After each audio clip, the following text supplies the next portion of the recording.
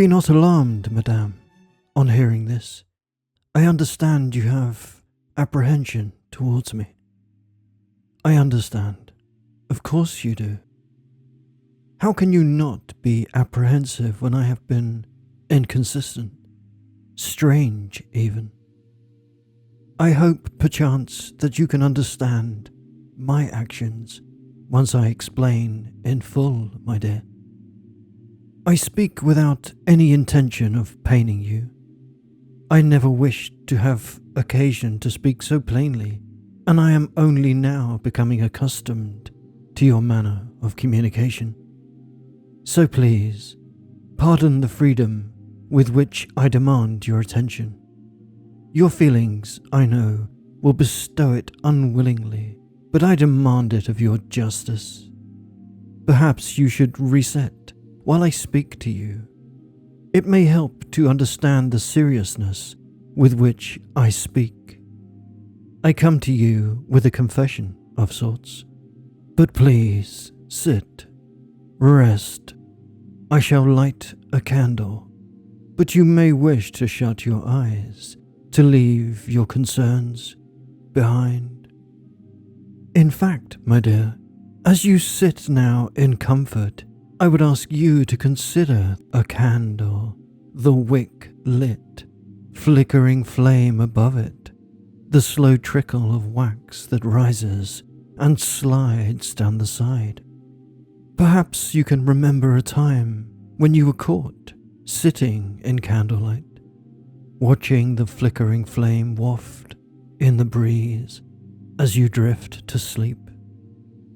If you may, think of a time when you did such a thing, when the flame danced before your eyes and your thoughts drifted towards dream as they wandered to another world entirely. Imagine now the flame glowing gently, a soft light that casts a golden glow upon all it touches, a calming, peaceful light. You can imagine that light falling over you now, casting its glow upon you, sending you towards sleep, relaxation covering you in its peaceful presence. You can simply loosen your body, breathe deeply as you see that flame, as you see that wax melting and moving up in the space the flame carves beneath it. And as the wax melts, as does your consciousness, melts into a sleepy state. For I require your relaxation, your calm, and I have so much to discuss with you. And as the candle flickers and flows, your mind slows, your thoughts become heavy, hard to hold on to. All you need to do, truly, my dear, is to let those heavy thoughts spill from your mind as the wax spills over the edge of the candle. As it spills down, you can drift down with it into a soft, dreamy trance. You can feel free from thought, from expectation. All you need to do is listen and rest, and that candle burns, and the golden light makes you feel so warm and quite safe. For I do need your attention, and you must give it to me, dear.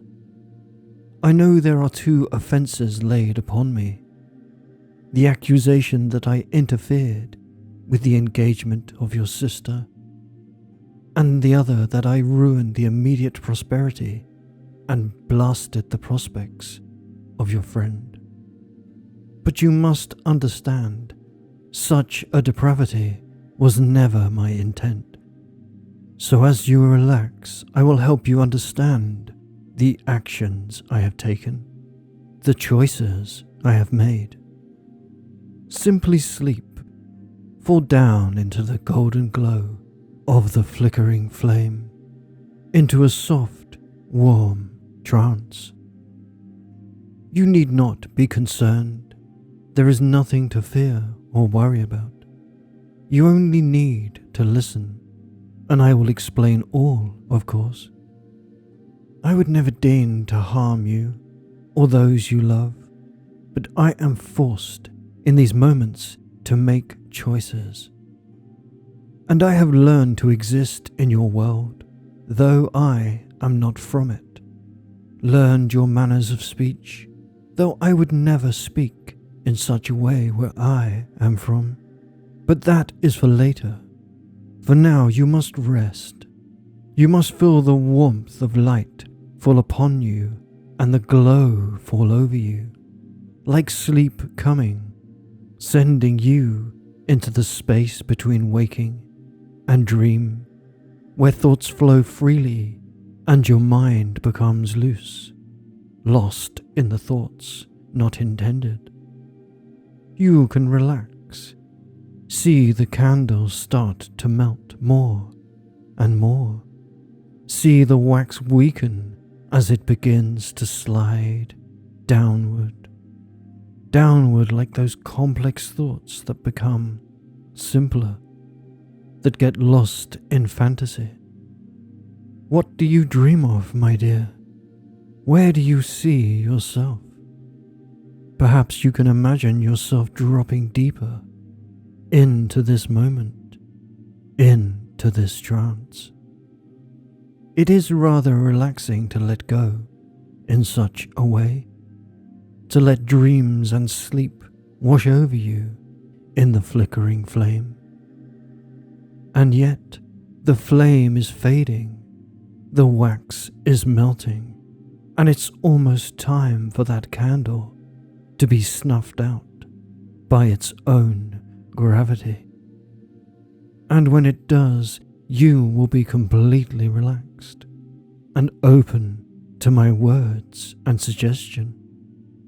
You may notice that this feels quite good as you listen, relax, and breathe deeply.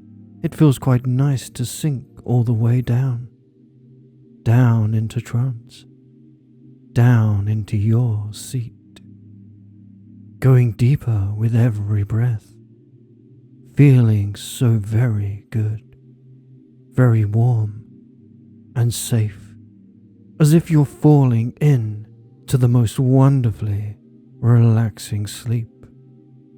As the candle droops and the light fades now and the wax pours over the candlestick and solidifies, as does this state of trance, and you are falling deep into it, falling in to a relaxing trance. And once there, I will explain all, for you must be sufficiently calm to understand me, and to take in all I have to say.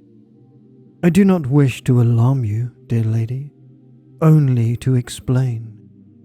And now, as the candle fades, as the wax runs out, as you can see the flame flicker, flash, and die in a puff of smoke, as you drop into a deep, warm, comfortable trance, you need not worry, only relax, only rest, deeply in trance, letting my words in, open to my suggestion. And dear, I suggest you listen closely and take in everything I have to say now. Let my words caress your mind and let yourself drift even deeper as I explain how we have come to this moment, for I never intended this. I can only say I'm sorry for what has occurred, and had not been long in Hertfordshire before I was seen by your sister's fiancé, not as I appear now, in suit and top hat, but in my true form. And of course, that meant I had to find a way to remove him from your presence. For, my dear, well, I shall get to that. Now you only need to relax, to fall even deeper, and I want you to let your imagination flow, to run wild, and see the future laid out before you. A distant, strange place where man flies to unknown stars, and where those stars send their men back. A time when the horse-drawn carriage is replaced by something entirely different, something large and powerful. Do you enjoy the large and powerful, my dear? A friend of ours, mutual, he professed he did. Perfidious rumors and uncouth lies about me. He was the one I trusted with my true purpose here. But now I must explain to you, the one I have developed a deep affection for, the truth of those affairs you hear, the ill words and slights made at my expense.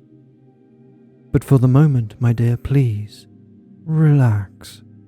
Let your mind and body rest.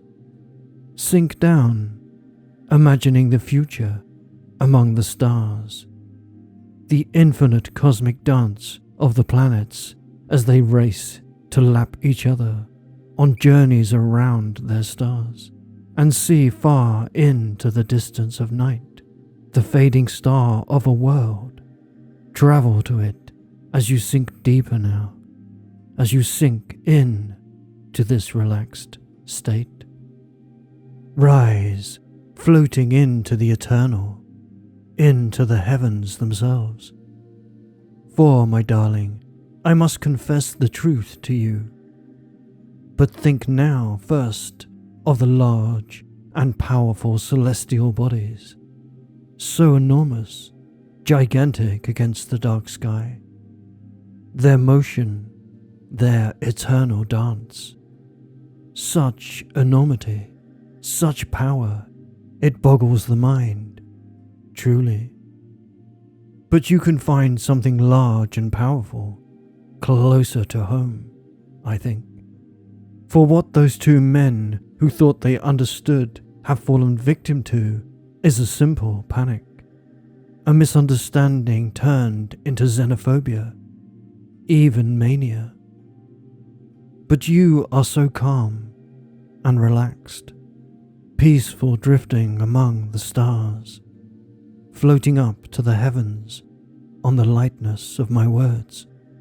But underneath that, there is a power, the power to raise you, to hold you and keep you safe. Safe in my words, my deep, comforting words. And I only wish peace and safety for both of us. For those who have wronged me, I have not yet learned to condemn them. But there is danger in misunderstanding, in fear of the unknown.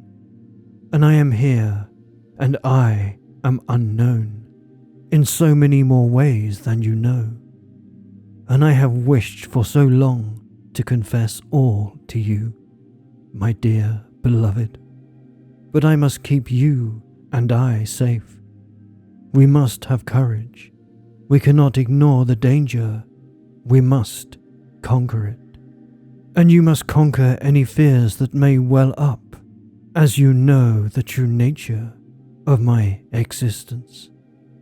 For among those manifold stars in the infinite tapestry of existence is my home, not the same as yours, not even the same time. I am a lost traveller, if truth be told, lost in a time I have learned to adapt to, and in that adaptation I have found something in you I never knew that I needed. Kinship, companionship, dare I speak the word, even love? For you see, my dear, as you drift in the infinite, a candle without a flame lost in the darkness of night, there is more to me than you know. I know you will find this hard to understand. Perhaps you have questioned why there is a pallid grey where my skin should match your own. Perhaps you had felt my touch cold when it should be warm.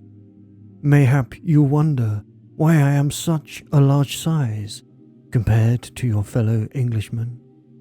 But you trusted that I was simply from another land in your world, when that is far from the case. This, madame, is a faithful narrative of every event in which we have been concerned together. And if you do not absolutely reject it as false, you will, I hope, trust that I am truthful in my assertion that my feelings for you are as real as the stars in the night sky within which you drift. You may possibly wonder why all this was not told you before now. Yet fear is a commonality in all sentient beings, is it not? And my fear is that you will come to abhor me as your fellows have. Yet here you lay, in relaxation and peace, in calm, safe in my power. And I only wish to keep you safe, my dear. If I were to show you my true nature now, you would no doubt react with terror and revulsion. But know this, as you drift on silver wings in the dark of infinity, you are safe with me, and when you wake from this trancing reverie, you will have no fear of me at all. In fact, you will find you are comforted by my presence as always. You will have no concern of my form or provenance. You will simply react as you always have to me. You will not need fear nor doubt yourself, only to give me the same chance you would give any of your compatriots. For am I not their equal? And only then, upon that acceptance and realization, you will know the desire you have been hiding. The stilted romance of this time is so lacking in passion, yet I know what lurks, buried deep, but I wish to draw it forth, for I wish to feel your warm embrace on my cold steel. I wish you to feel the safety and wonder of the large and powerful man before you, and the utter decadence of what I promise is also so large and powerful. Yet you must accept me, accept that I am only here by dint of the fickle gods, and I have no desire to harm nor foul. And you will, as you listen, you realize that you feel safe with me, that you are comforted by me, that you are happy and calm in my presence, that my appearance does not, in fact, bother you. It pleases you. You enjoy the size and power I have, the largeness of my frame, the feelings that it invokes, the deep hidden desires that I hold in your quaking thighs to feel that power. And when you wake from this trance, you will understand and accept that your desires are quite alright to share with me. It is perfectly normal, nay, desired, commanded of you for you to confess your true feelings of love and lust. When you wake, you will tell me that you desire me, lust for me carnally, that you want to feel my power, and soon you will. Soon I will show you my true nature, my true power. Not simply this form, but there is another, and that too will excite you, inflame your senses and wonder. It will be the most intriguing to you in all forms, in whatever disguise I take on. As you see now, in hat, in suit, but soon in my true form, one of two. For I am something beyond your comprehension, but you will not fear. The sight of me at my full power will only ignite that passion and drive your lust for me, to need to feel that power, that strength, to feel it all around you, entrapping and entwining you in the warmth of my cold metal embrace. For you fear not what you see from this moment forward. You will profess your love and desire and lust and want to me as I will for you. My darling, you must understand now, as you accept these words in your trance state, as you let my power over your mind command your actions upon waking, you must know how I feel. For I desire you equally. I lust for your touch, your form, your comfort.